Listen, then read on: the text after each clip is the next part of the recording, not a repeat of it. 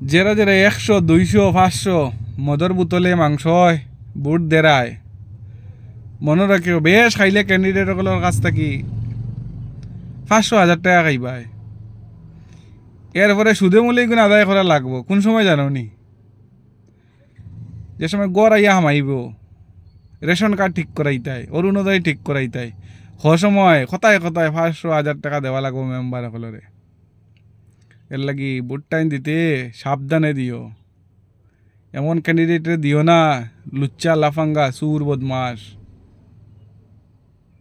আর নাইলে ও ওলা পরে এখন খাইবাই 500, পরে বড় ভাই 2,000, আর তখন খান্দি পায় বলে গরর লাগি আমার কাছ থেকে 2,000 লই লিছে, 3,000 লই লিছে।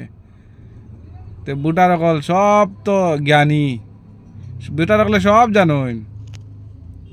তো এখন নিজের বিবেক বুদ্ধি লাগাও আর নিজের বুটটা সাবধানে দিয়া মেম্বার বানাও।